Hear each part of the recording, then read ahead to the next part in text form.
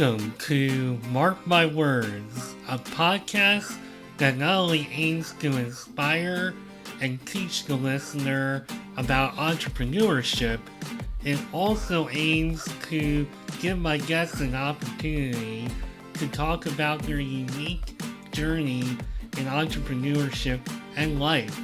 So join me and my guests as we meet at the crossroads on Mark My Words.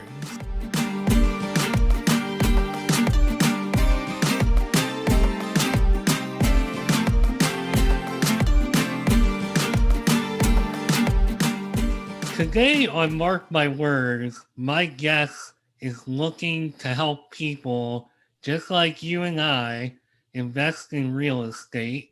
He started and founded his company Vestus Capital LLC in January of 2021, and his mission is to help people seek alternative income paths with the money they currently have.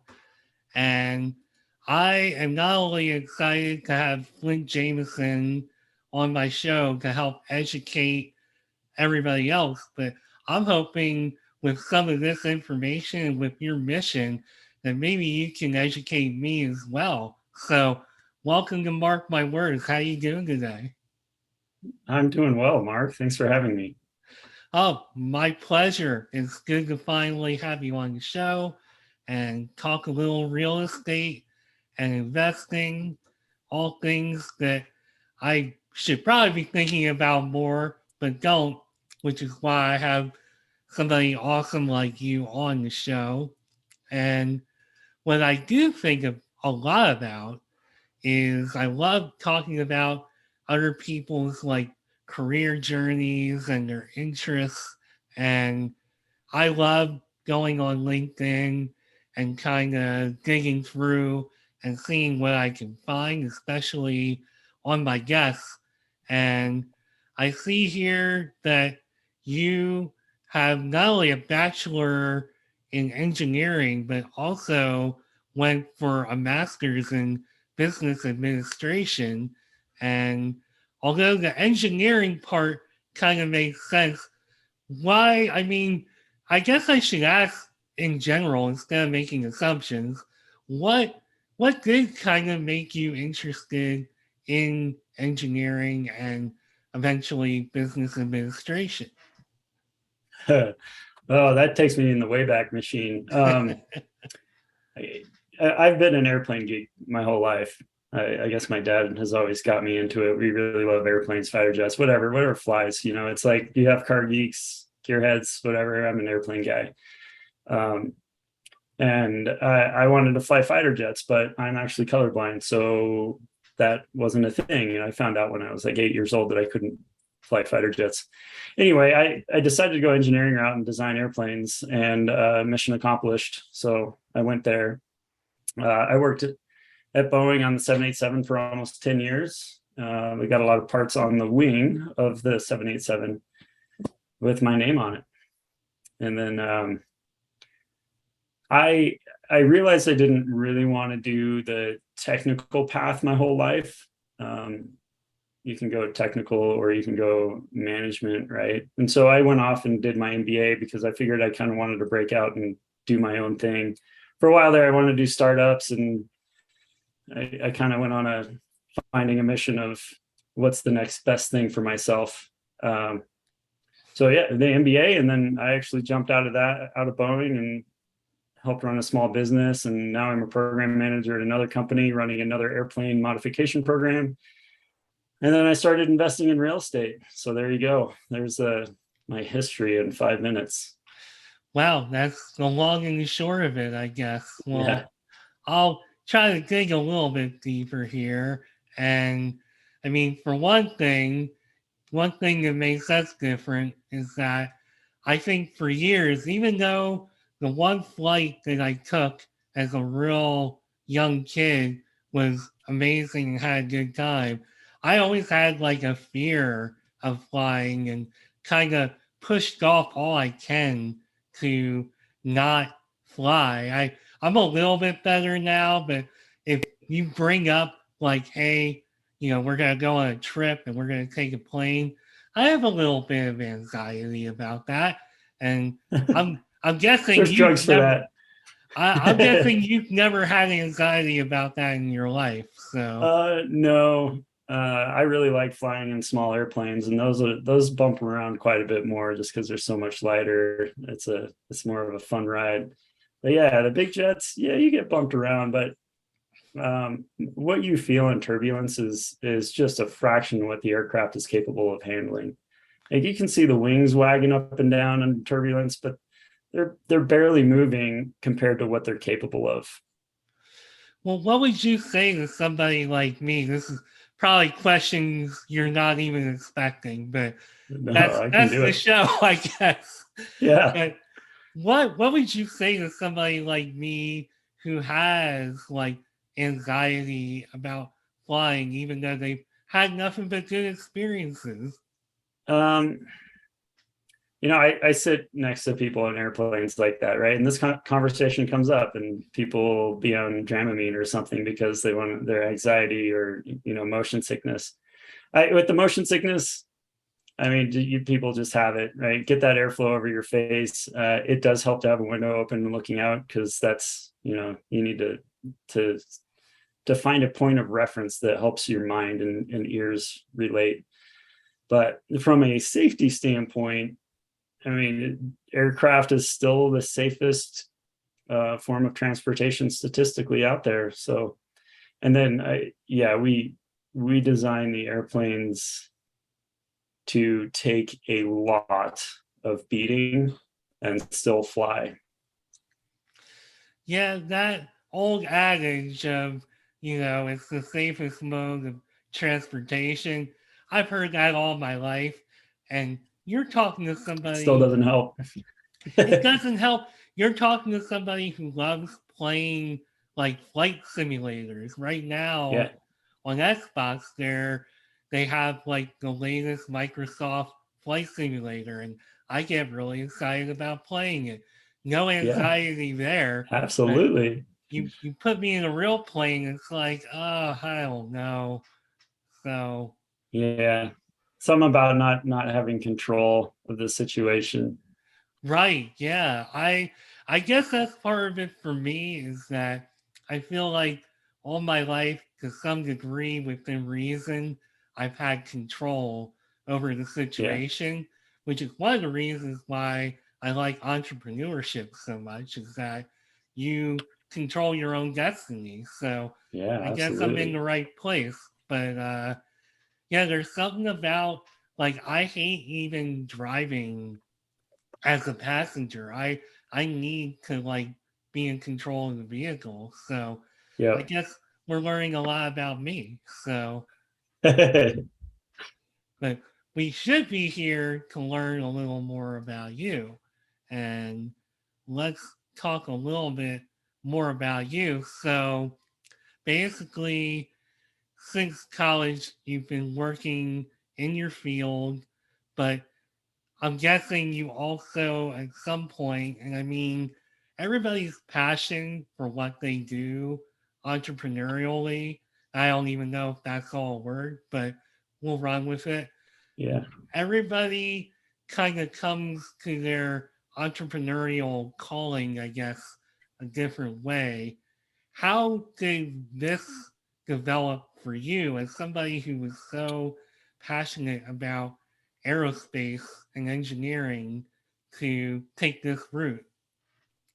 Yeah. Um, no matter what, even though I like airplanes, working in the aerospace industry is it's challenging. And I'm not necessarily saying technically challenging. That's an obvious thing. Um, but the problem is when your hobby gets washed down with politics, red tape, the whole corporate world.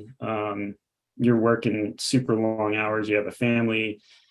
Uh, Underpaid, overworked. That whole right. It just feels like the rat race.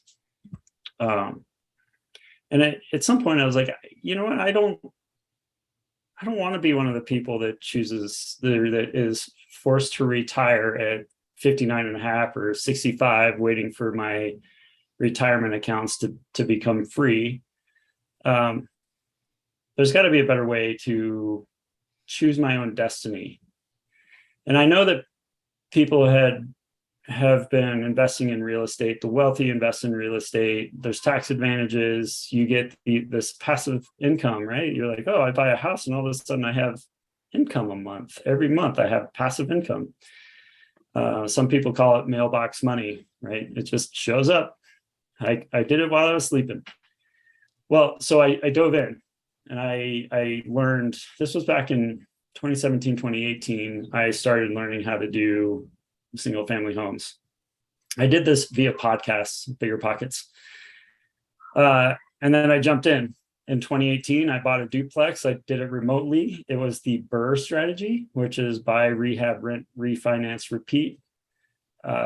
We don't necessarily need to go there. I'm going to take the conversation somewhere else. But what I found out is it took a huge amount of capital, took a lot of effort, a lot of pains. I lost a lot of money from just, well, it looks like the rehab took 3 months longer. I'm on a hard money loan at 12%, right? I could go into all those details, but it was like, wow, that was painful. Then I got it rented and it was cash flowing well. I actually sold it in April this year and I made about 35% average annual return. So mission accomplished, even though it was painful, mission accomplished. But what I realized is even though I had acquired a duplex and it was cash flowing about $300 a month per door. So I was getting like $600 a month from it, which sounds awesome, right? However, if you start expanding that to what's it going to take me to retire? How many more units do I need to acquire to get myself to the point where I've totally offset my income? Or even better yet, how have I offset my expenses? Right? Because you can change your expenses and your, right, what's going out. There's also a different tax strategy there. So you can really calculate. I did all that and I realized I needed 50 doors before I was okay with leaving my day job. Now you can imagine rinsing and repeating that single family experience. I needed something better. Serendipitously, I came across another podcast that talked about commercial real estate and it's syndications. And that's where I got hooked. So I'm going to pause and let you ask some questions if you want before I dive deeper there.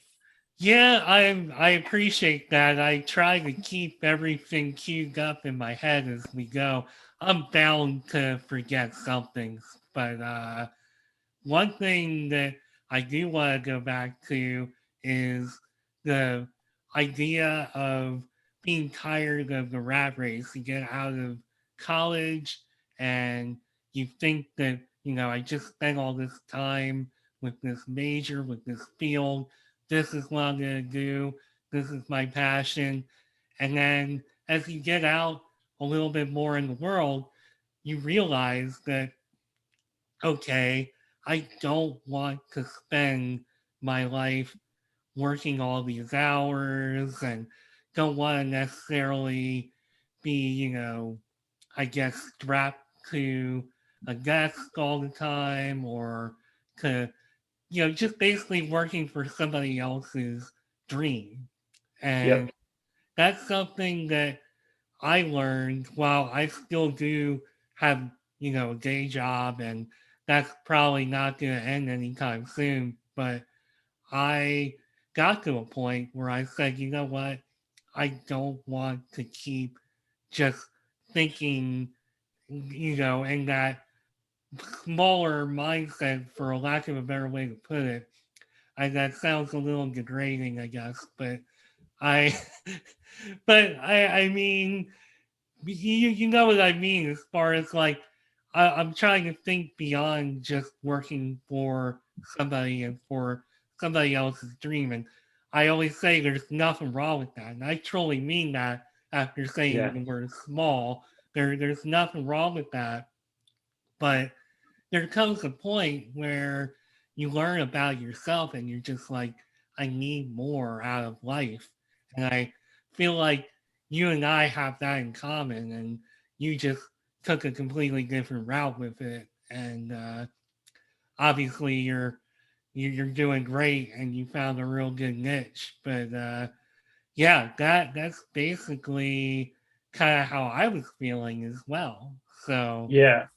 So I think the important thing to mention here is um, it is good to get in industry and learn, earn money. And once you earn money, be sure to turn that money around and have it work for you. And I'm not saying dump it into your retirement account where your money is not usable to you until you're 59 and a half. I'm saying put that money to work instantly so I can start creating passive income now. Because you can create a snowball where, I mean, I have peers who are totally financially free in their 20s or early 30s, but they needed to earn money. They do a great job. You earn some wisdom, and you know there's good life skills you get out of industry. But if you're smart early on in life, unfortunately, I got started 20 years later. You can really tailor your life and take control much sooner. And at some point, I do what I call work optional. You know, you could be retired by 28. I know someone that just technically became financially free at 24. wow. Yeah, but he's not just sitting on a beach for the rest of his life. That's super boring. But you become work optional because what you end up finding with this freedom is now you can choose what you want to do without the need or necessity to earn a paycheck to cover your bills, because that's being earned while you're sleeping and it's getting mailed to you, right? So most people will find more meaning in their life and find another job or charity work, or right, there's so many other things that people have passion about that they never actually execute on because they have to go do their daily job. They do their daily job, then they come home and take care of the family. Then you get 2 days off every week, and you just do whatever you can to recover on the weekend. Then you jump back in the rat race. Imagine if you didn't have to worry about your income. It was just your expenses are being taken care of because you own a bunch of real estate property, and now you choose what you want to do. That sounds like a good life to me, and I just want to say, don't underestimate the idea of sitting on the beach every day, or at least 2 to 3 days a week. I know myself, I would probably get bored after a while, so I would need to at least. I get bored after an hour or less. I got to go do something. I would have to continue doing something, like bring the Yeah. drone to the beach and take some footage. I don't know, Yeah. but Yeah. I get where you're coming from. Become an amateur photographer and try to sell your images online, right? You can do so much stuff. Exactly. Yeah, you can.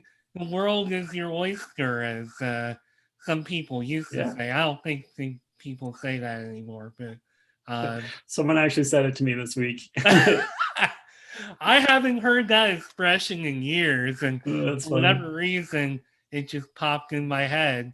But you have the world at your feet is probably another with that. But anyway, you said something else that stuck out earlier, which is you would not quit your day job until you had like were making a certain amount of money. Yeah. And that is something not only if you're going to do what you're doing, but just for anybody, that's probably a smart route to take. You know, don't quit your day job until you feel, and you not only feel, but can actually factually see that you're going to be okay financially.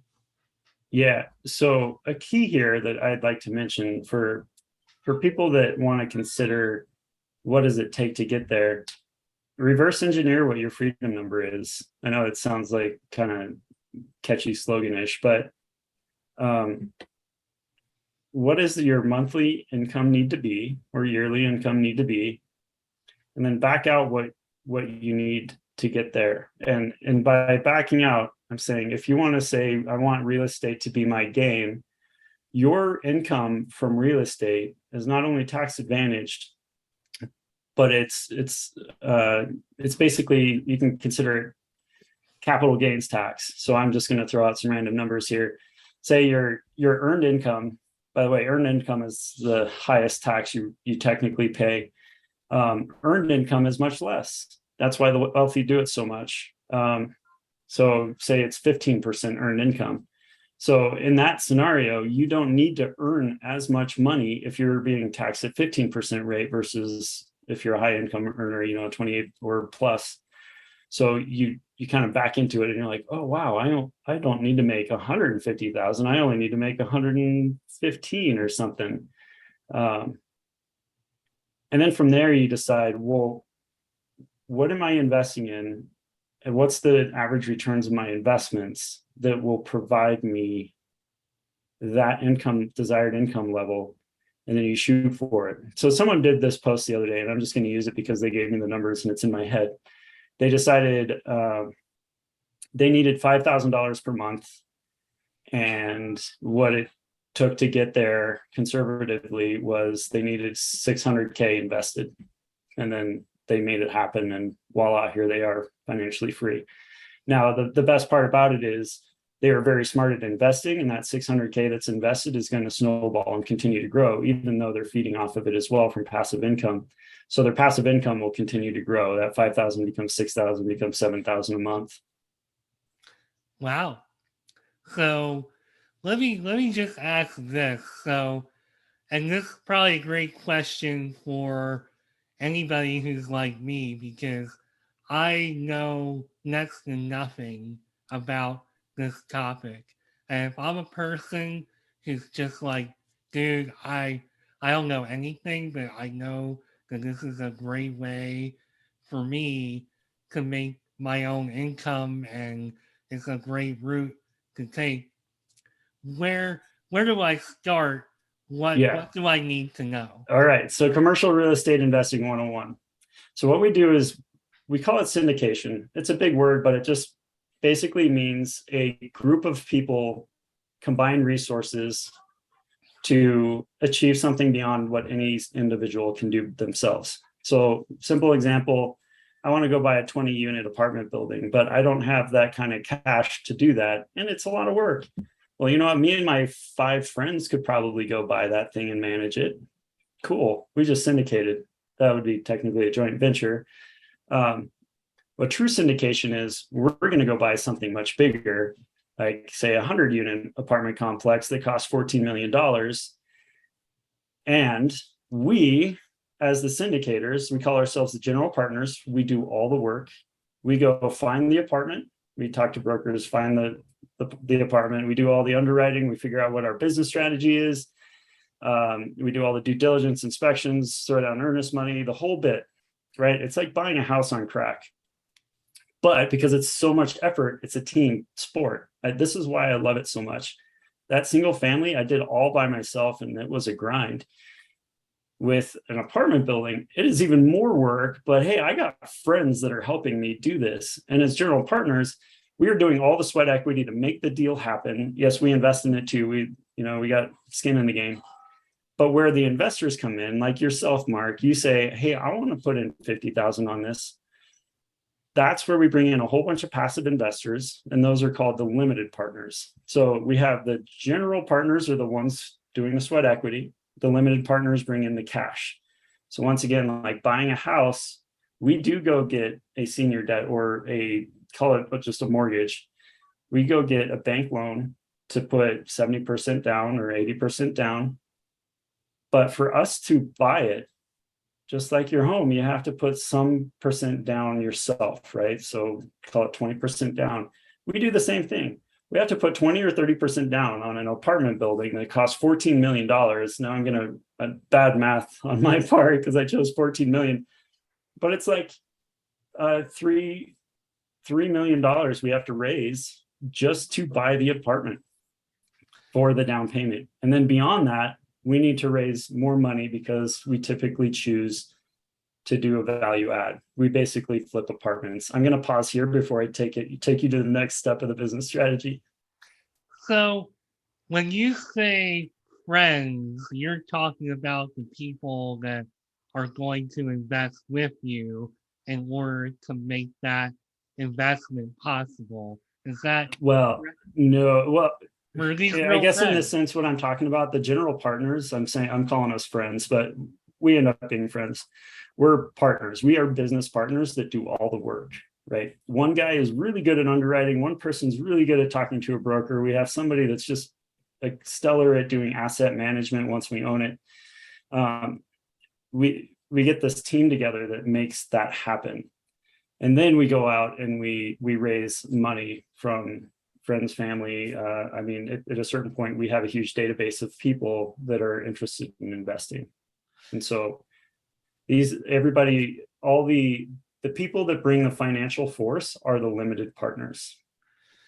So if you're somebody like me and you're just trying to get started, would you say it's better to maybe start solo? Because I wouldn't know like how to find somebody who's good at some of these things like you had the privilege to have. So I honestly I Yeah. wouldn't know. Like I would have no idea.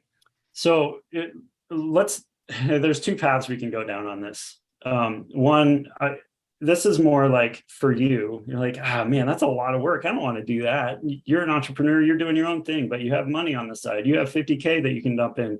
You have money from a 401k from your old job that you can invest, or you can self-direct an IRA. You can put money that you have into these passively. You can say, Flint, I like what you guys have. I really want to get in on your next investment. And that's all you do.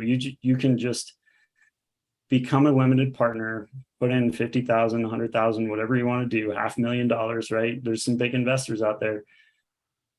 And all they do is simply financially invest and we give them a strong return. So if you want to do what I'm doing as an active partner, that is a totally different discussion on how to get to that point. So yeah, I guess the conversation kind of shifted from passive to active, and I don't know. I'm curious. No, you're good. I mean, It's a no, learning experience. yeah, I'm just really curious because I guess part of what I like to do with this show is just learn how people discover these passions and get Yeah. into these projects that they're doing. And for me personally, I wouldn't even know where to begin. So Yeah. really interesting. You probably got more than what you bargained for here, but So no, you're fine. I talk about both paths. Yeah, but you're right. At some point, what I do, there's a fork in the road between the people who say, you know, I've been doing single family homes. This commercial property thing sounds awesome. How do I get into that? Right. And then there's others like, to me, even though I'm an active partner, the holy grail for me is passively investing. And I passively invest as much money as possible. With that being said, I need liquidity to invest in my own deals, right? But my holy grail position is, you know what, I've got so much passively invested, I don't need to be a general partner anymore and manage these assets or go do due diligence and inspections and all the work we do. so do you? I'm guessing that actually doing the inspections and being that active in a property or an investment is not something that you necessarily want to be doing all the time. Is that Well, so being the active side, it's freeing me from the day job, the rat race, because I, in sense, am becoming an entrepreneur. I partner with a bunch of people. We make these big investments happen. I can choose to work as much or as little as possible, right? I can try to take on 6 apartments in 1 year, and that's like a lot of work. Or I can dial back and do 3 because I felt like it, right? I choose my own adventure. wow? But And yeah, the more I do, the more money I make, right? So yeah, and I don't really want to be the one that's working 20-hour days for the rest of my life trying to do as much deals as possible to make billions of dollars. It's just not right. I have a target in my life. I just want to be free and live a simple life. Hey, I mean, and that's, I won't say that's all of us, but I know that I definitely agree with you on that front. And I mean, for me, it's been all about, I guess, just exploring my own passion and trying to generate my own income through that passion. And certainly not to say that this isn't a passion of yours, but it's definitely something that you've kind of developed an interest in and has helped to free up your life. I mean, what's the difference between where you're at now and where you were at before? Like, what are you able to do that you weren't able to do before? Right now, I'm super focused on accelerating um, my active investing side, I guess, where I'm a general partner, just trying to get more and more deals done. Because the more I front load it, the more on the bigger I can make that snowball now, the quicker it grows. That, and I free myself from my day job pretty quickly. So that's the goal. I want to be retired from my W-2 by mid 40s, which is only a couple of years away. So and it's interesting talking about passion. I never expected real estate to be a passion. It was a means to an end. Um, but what I found out as soon as I pivoted over to the commercial real estate and it became a team sport and I started meeting these incredible people, um, everyone is passionate about it. It's this weird thing where even though on the surface buying commercial real estate just sounds like another day job, the people in it and the partnerships and the friends I've developed, it is just incredible. I mean, there is so much passion and giving and uh, the abundance mindset, right? It's not the scarcity mindset. I don't know if you've heard about that, scarcity versus abundance mindsets. One, the scarcity mindset, it's you're competing against the world, and really in general there's enough to go around. So if you have this abundance mindset, all of a sudden your life becomes a little bit more positive and you have very very hardworking and positive people around you, and all of a sudden things start flourishing. And I have gained a passion around it. It's kind of funny. The next thing I have to point out though is one thing we do with apartments, and the reason why the returns are so good, I'm saying like 15% average annual returns are better. In recent history, they've been much better. We take apartments and we flip them. We take an underrunning apartment, like a mom and pop have owned this place for 40 years and it's just getting by. There's a whole bunch of capex and roofs falling apart, right? We take it, we flip it, we upgrade it, and we turn it around for the tenants so that they have a really great place to live. So we focus on investors and we focus on tenants, because if you focus on the tenants, you're going to get the great returns that you need. And just seeing that you've converted people's world and made it better, it has another impact. And that's really what it comes down to for me. I mean, you could be the best investor in the world, but if you're not thinking about your customer, your client, then, you know, it's like that in just about any service industry that you work in, really. And I had to pause myself almost when I called what you're doing like a service, but it is a service. And Yeah, yeah, I mean, absolutely is. if your tenants aren't happy, then like that's where you live. So it's like, Yeah. what's the point if you're only in it for the money? Then and that's the only thing you're in it for. Then that's I mean, I guess unless you're really lucky somehow, it's just probably not the right mindset. Yeah. Yeah. I mean, I continually see just yesterday, some friends of mine brought a ice cream truck and they basically created a dog park on the property that didn't have one.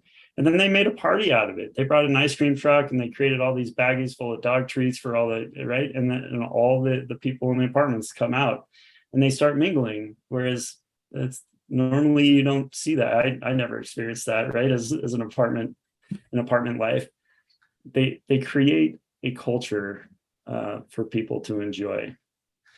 And I mean, that's really important because I'll tell you, that sounds like something that I might engage in. And I'm not the kind of person to ever engage on any community oriented thing where I live.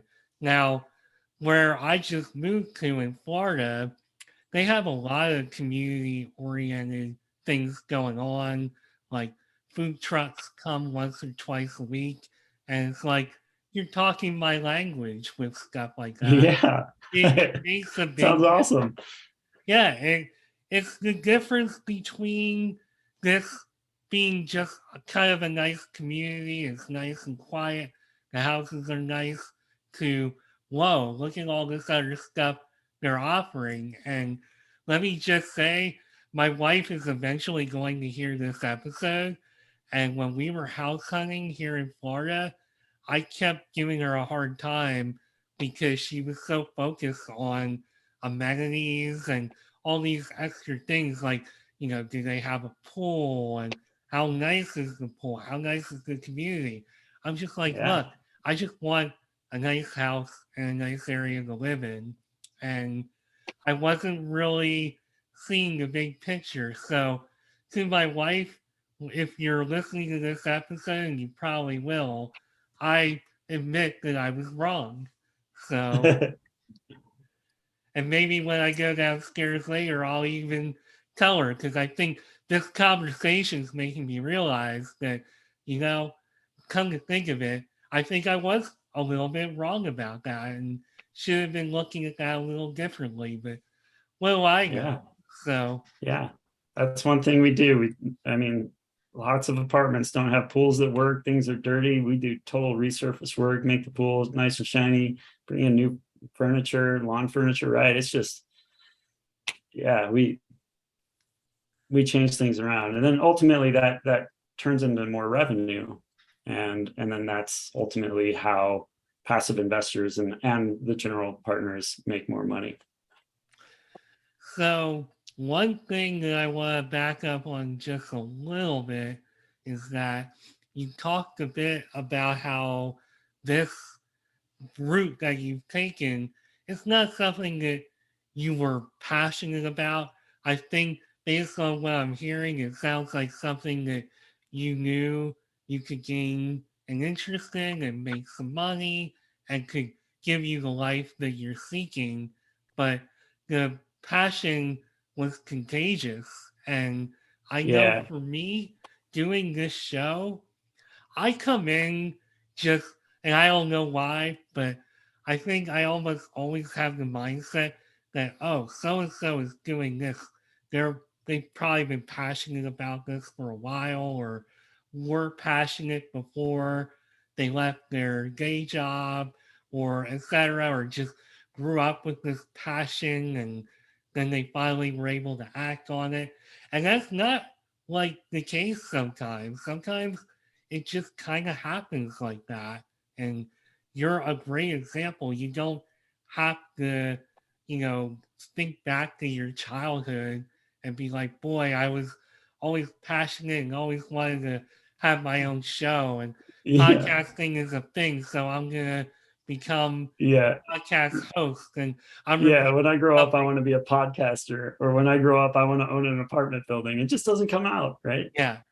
And But that's the kind of thing that I love learning about people because I'll always ask, or not always, but sometimes I'll be like, did you have a passion about X, Y, and Z thing? Or somebody who winds up going into accounting. I mean, who in the world, and this is no offense to accounting, people like me more than anybody need like a smart accountant for those of us who are terrible at math.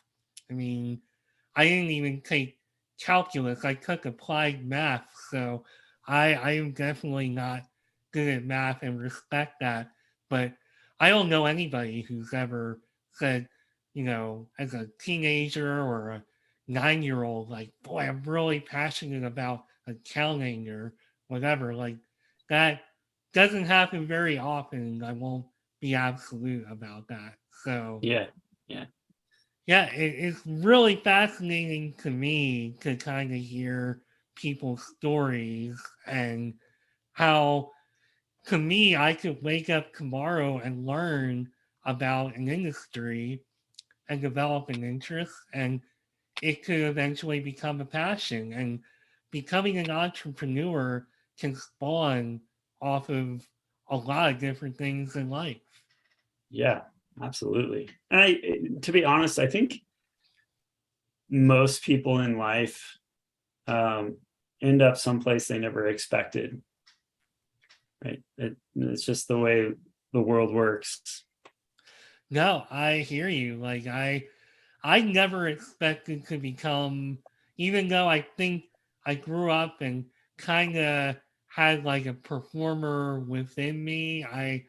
Always had kind of a passion for, you know, the performer and presenter part of just media. But I didn't think that I would ever do anything like that, even on my own uh, time. So for me, I mean, it just goes to show it never is too late to act on any passion that you have, and it can come to you. Life can change. I mean, I Yeah.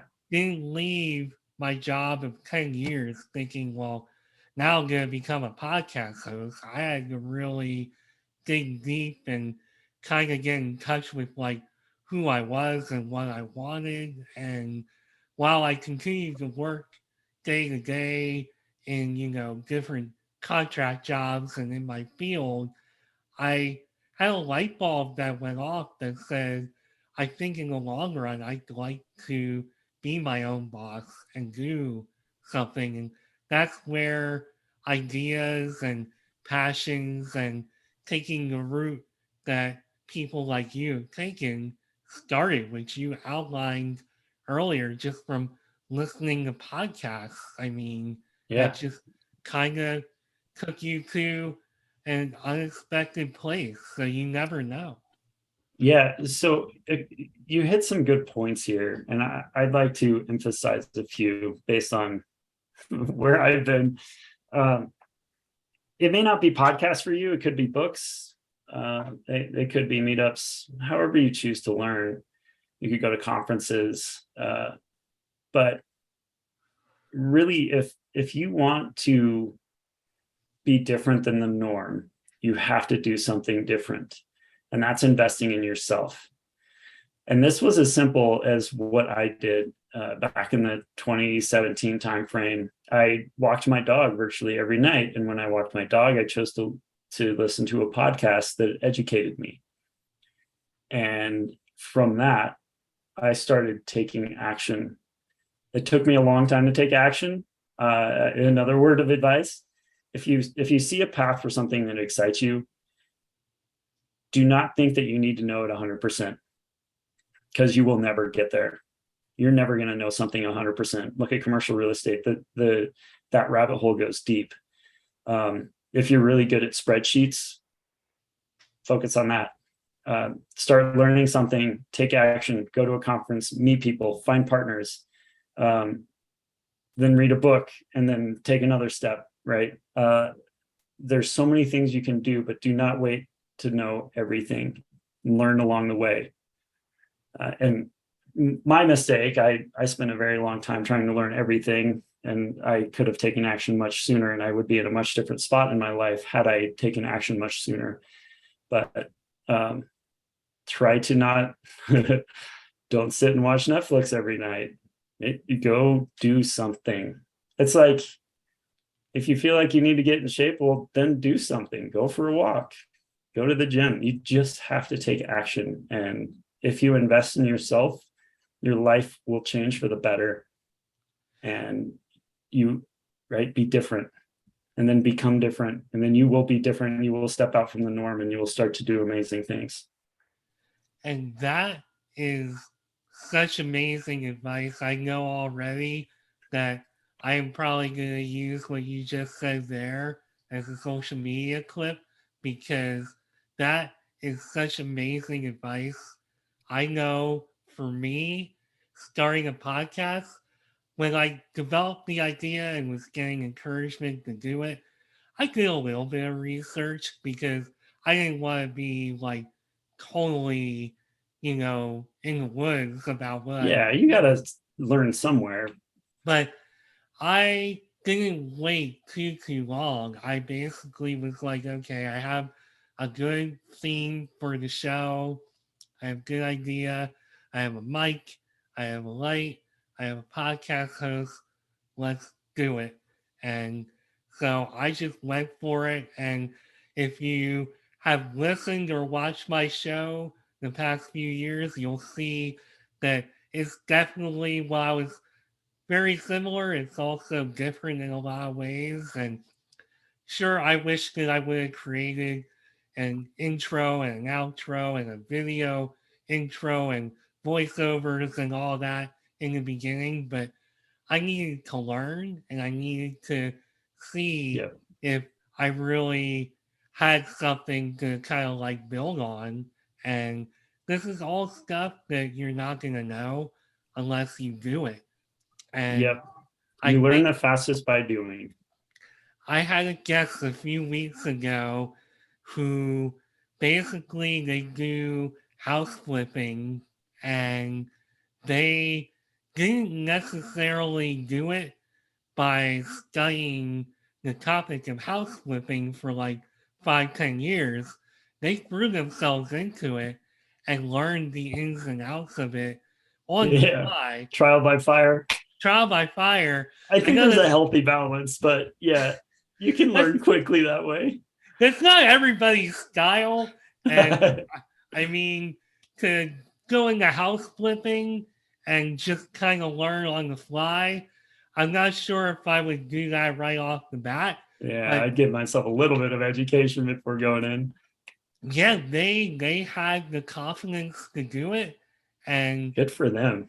I mean, they have turned it into something and they're having success. And I mean, I guess the theme of all this is, to your point, is that good to be proactive and to, if you have something that's in your gut and in your heart and you really feel like you should be doing it, even if you have to do a little bit of prep, take action and move towards that goal because life Yeah. goes by pretty quick. You don't want to look back and say, I should have done that when I had a chance.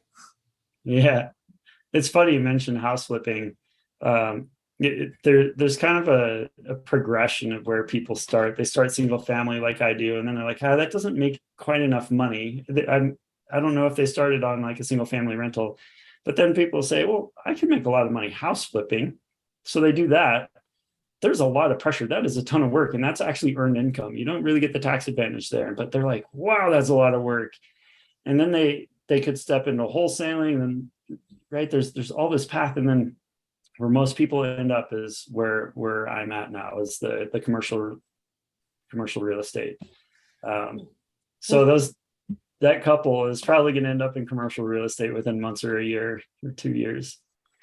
well, speaking of where you're at now, I feel like we didn't give quite enough attention to where you're at now. What can we learn or understand about what you're doing that we didn't talk about already? Because I feel like we're getting a little short on time. I don't want to. No, you're good. I think I hit the gist of it. Really, is if you want to get into real estate investing but don't want to do the work, we have the tagline: if you want to buy real estate but don't want to deal with tenants, termites, and toilets, then passively invest in commercial real estate, because the benefit here is you don't do the work, but your money is gives you equitable ownership in the property. You will get the depreciation benefits of owning commercial real estate, which is better than single family. And then you get the cash flow because you own a portion of real estate. So we do quarterly distributions. And at the end of the year, you'll get this tax statement called a K1 that'll give you a ton of depreciation, which will go against your income. So you may be getting tax-free distributions for 5 years, right? All your cash flow could be counteracted by the depreciation. So 0% taxes. I know this is taking us down a rabbit hole, but I think it's an important note that's kind of exciting, right? Yeah, I think what you're doing and what you're committing yourself to is very exciting, and I think it's a good topic, especially for people like me who know diddly squat about this topic to learn, because you hear people talking about investing in real estate, but I mean, where do you start? How do you Yeah, do it? How do you educate yourself? These are all perfect. things that Yeah, I think are just as important to explore as, entrepreneurship and yeah.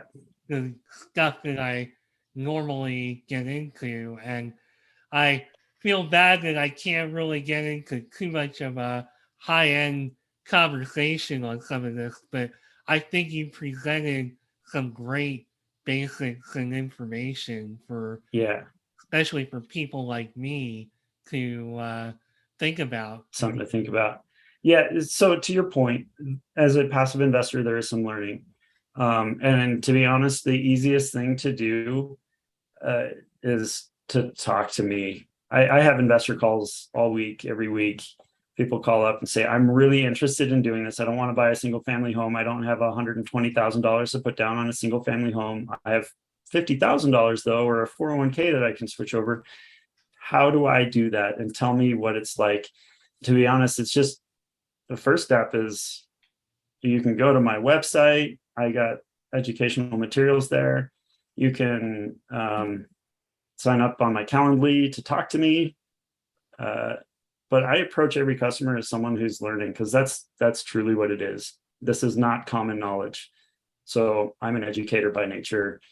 I educate what it is, and then you can make a decision whether or not this is the best place for you to put your money.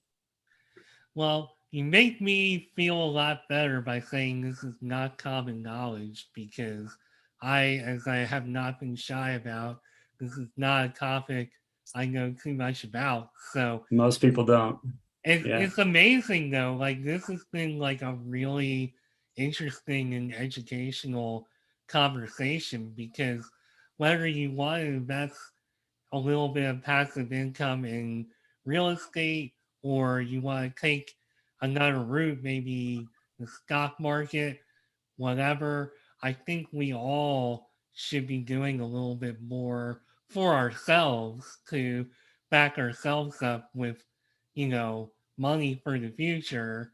And that's just coming from somebody who's, I'm 43 years old, so I got a few years before I hit retirement. But I'm getting into the second half of my life. It's like I'm not getting any younger. So Yeah. for You me, start driving a different trajectory. this is kind of an opportunity to learn and to think about, the possibilities that are out there, especially as somebody who, to your point, wants a little more freedom in their life and wants to be able to do the things that they want to do and not just be tied down to a regular job their whole life. Yeah. So I think the best thing that rings true with people on the real estate is there's a reason the wealthy purchase real estate. It's got so many benefits. Not only is it such great returns, you're investing in a tangible asset. Land and a building always are worth something, where versus stocks and mutual funds, it's a paper asset, it's a perceived value, right? Um, and then the tax advantages. But what most people don't realize is they think that only the wealthy can get into it. You have to have millions of dollars to invest. Yeah, if you want to buy your own apartment building, sure. But we allow the commoners, the normal people like us, to invest $50,000. Sometimes it's $25,000, just use an IRA if you have money that's in there, right? A lot of people have money that they could put in, and then all of a sudden you're starting to see these really strong returns. And then you're like, why am I in the stock market? Which is what I said. Well, it's good to at least know that a commoner like me can get involved in this. And I mean, Yeah. it wasn't too long ago that, frankly, it sounds like you were in the same position. And now you've made something of it and you're advising people and you put the work in, which is, one of the themes of this episode, apparently. Yeah. And speaking of educating and putting the work in, before we sign off, how can people uh, reach you and, get Yeah. contact? So my website, vestuscapital.com, that's VESTUS capital.com. There's a ton of information there, and then you can get a hold of me, or you can sign up on my investor club where you're going to get all the information and deal flows and such. If you want to just interact with me straight, I'm really, really involved on LinkedIn. LinkedIn, I think it's /Flint Jamison. You can find me there. DM me. Awesome. Yeah, I love LinkedIn. I'm on there pretty frequently. So, yeah, if you want to do business, it's not always good business on LinkedIn, but you can find really good people to work with. Oh, absolutely. I don't really know where I'm going with that, but Flint, it was great to have you on Mark My Words, and this was extremely educational for me, and I thank you for taking the time to talk about not only your path, but to educate me and the listeners and the world on uh, investing in real estate. I can't even talk. Investing in real estate. Yeah. So thank you very much. And I think that is all we have time for today. So It's been fun. it's Thanks, Mark. been very fun. As I keep cutting you off, I apologize. You're good. This was Flint Jamison. Again, he's the founder of Vestus Capital LLC. And I am Mark Schmidt of Mark My Words. And I will see you soon with another great guest. Thanks for listening.